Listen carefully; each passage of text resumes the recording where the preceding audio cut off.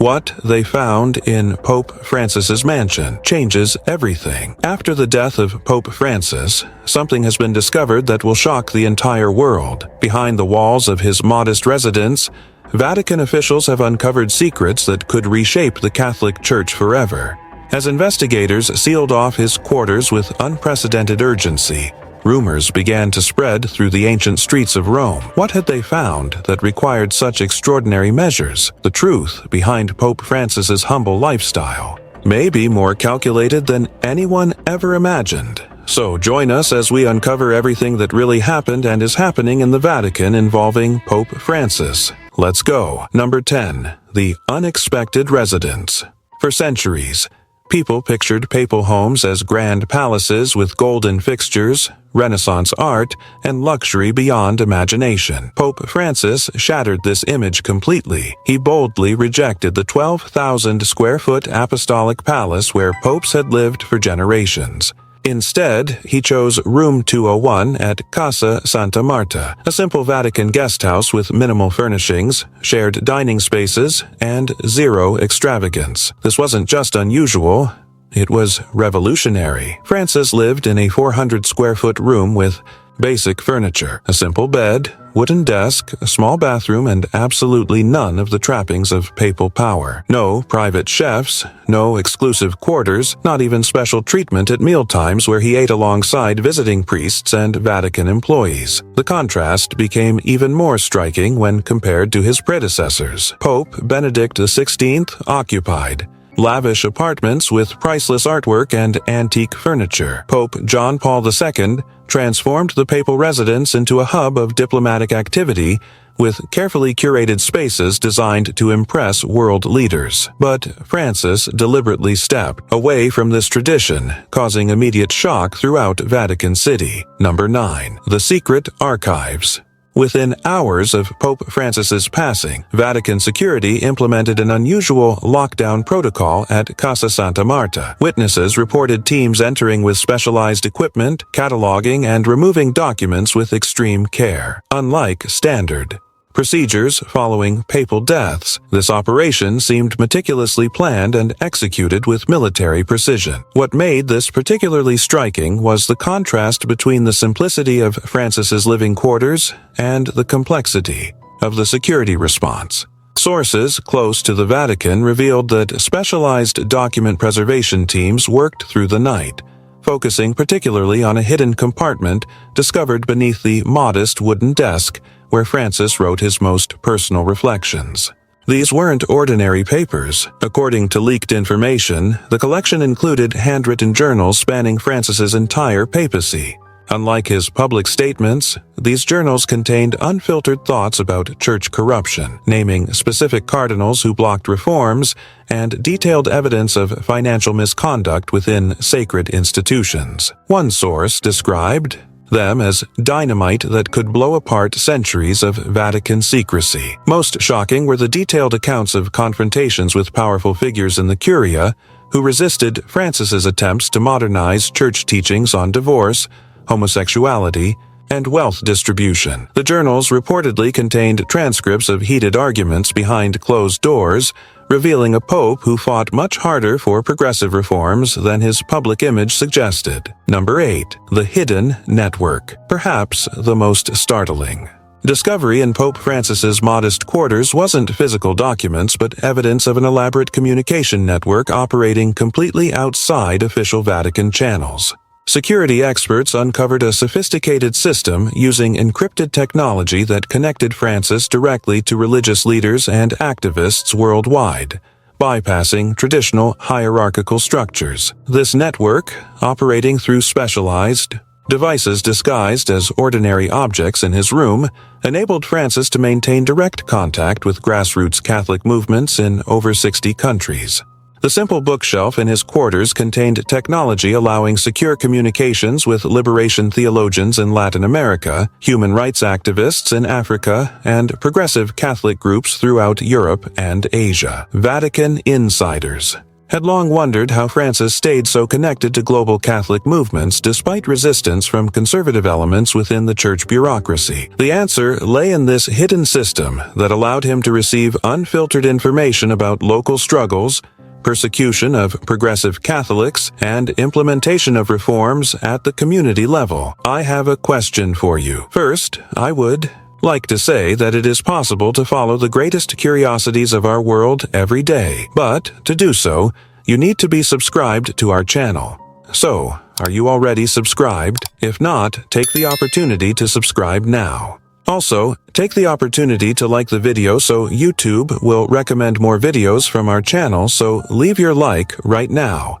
And now that you have done that, let's go. Number 7. The Financial Revelations. Among the most explosive discoveries in Pope Francis's quarters were detailed financial records that painted a shocking picture of Vatican wealth and its distribution. Hidden within a false bottom of his simple wardrobe, investigators found meticulously maintained spreadsheets tracking billions in church assets previously unknown to most Vatican financial officers.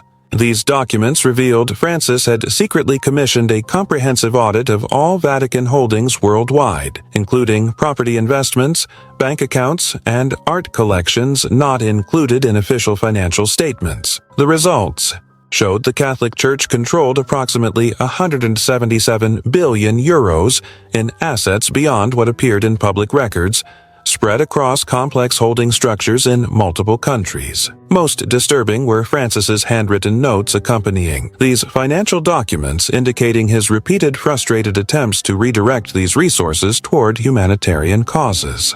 According to these records, Francis had signed directives to liquidate significant Vatican property holdings in European capital cities to fund refugee resettlement programs and climate change initiatives in developing nations. Directives were systematically delayed or sabotaged by powerful figures within the Vatican Bank. Number 6. The Succession Blueprint. The most controversial documents found in Pope Francis's residence detailed what appears to be a carefully designed succession plan, something explicitly forbidden by church law. Traditional Catholic protocol states that popes must never attempt to influence who comes after them, with selection strictly reserved for the College of Cardinals through divine guidance. Francis's hidden documents revealed he had methodically identified and positioned key allies throughout the church hierarchy, creating pathways for progressive leadership long after his death. Central to this strategy was a multi-page assessment of potential papal candidates, ranking them based on their commitment to continuing his reforms on climate action, economic justice, and inclusion of marginalized groups.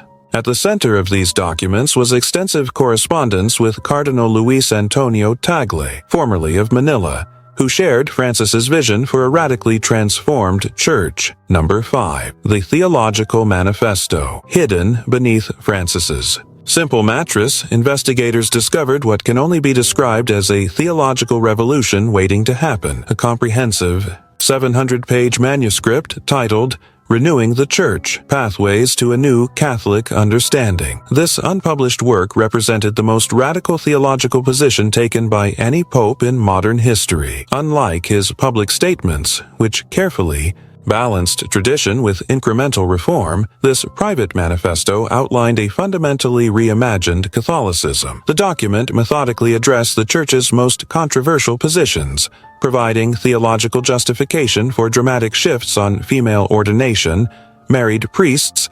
LGBTQ+ inclusion, and interfaith cooperation beyond anything previously suggested by Vatican leadership. Most shocking was a section directly challenging the doctrine of papal infallibility itself, arguing this concept had become an obstacle to authentic spiritual growth and necessary evolution of church teaching. Number 4. The Personal Confessions.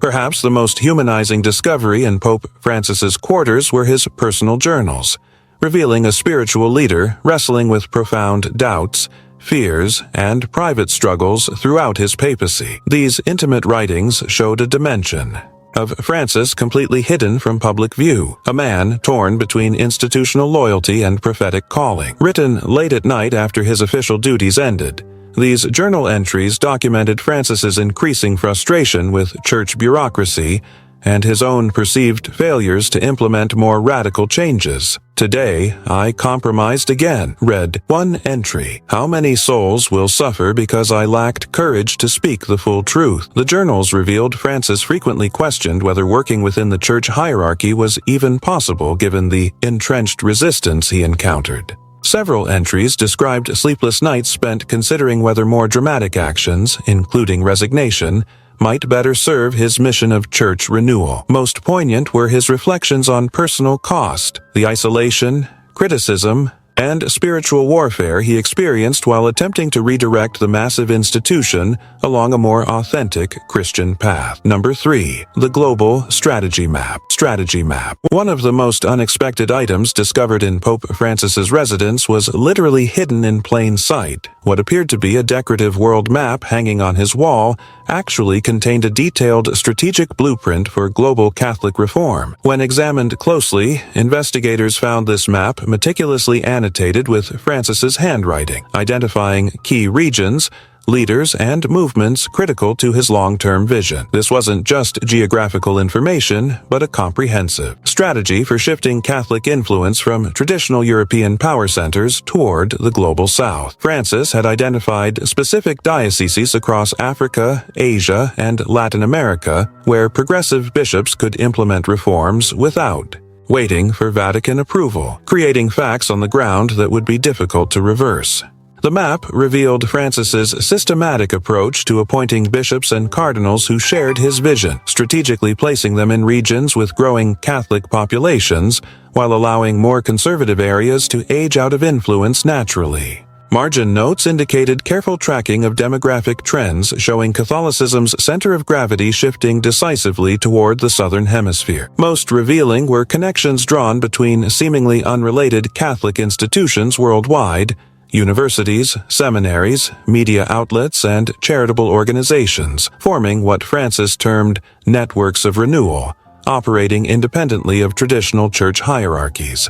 Number 2. The Interfaith Covenant. Hidden within a simple wooden box beside Francis's bed, investigators discovered documents outlining what could only be described as a revolutionary approach to interfaith relations, a drafted covenant between Catholic, Muslim, Jewish, Hindu, and Buddhist leaders establishing shared commitments on global challenges despite theological differences. Unlike public interfaith dialogues focused on mutual respect and symbolic gestures, this covenant detailed practical cooperation on climate action, economic justice, peace initiatives, and refugee protection. Most surprising was evidence showing Francis had already secured preliminary agreement from significant religious leaders across traditions, including figures previously considered hostile to Catholic outreach. The covenant explicitly acknowledged that no single religious tradition held complete truth, a position dramatically departing from traditional Catholic claims of unique authority. "Our divided witness damages our shared message,"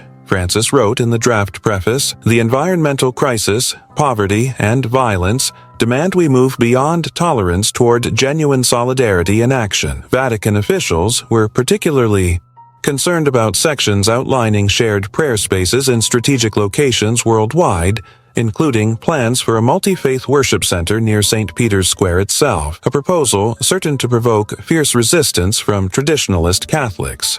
Number 1. The Final Letter. The most emotionally powerful discovery in Pope Francis's residence was found inside his personal Bible, an unsealed letter addressed simply, "To my successor." This 9-page handwritten document, dated just weeks before his death, revealed Francis's most honest assessment of the Church's condition and the challenges facing whoever would follow him. Unlike diplomatic papal correspondence, this letter spoke with extraordinary directness about institutional failures, missed opportunities for reform, and Francis's own regrets. "I leave you a church still trapped between fear and possibility," he wrote. "My greatest sorrow is how often I compromised when courage was needed, how many changes remain incomplete." The letter named specific cardinals and Vatican officials who had systematically undermined reform efforts, including detailed accounts of obstructionism Francis believed future leaders would encounter. Most surprising was his candid assessment. of Vatican finances, identifying precisely where corruption persisted despite his public efforts at transparency. Francis's advice to his successor was both spiritual and practical. He outlined specific strategies for building reform coalitions, identifying trustworthy allies within the Curia, and connecting with grassroots Catholic movements worldwide. Trust the margins more than the center, he counseled. The Spirit speaks most clearly through those with least institutional power. Now, I have a special recommendation for you. Are you seeing this video that is appearing on the screen? Click on it, because I'm sure you'll like it. Well, that's it. And until next time, Curious One.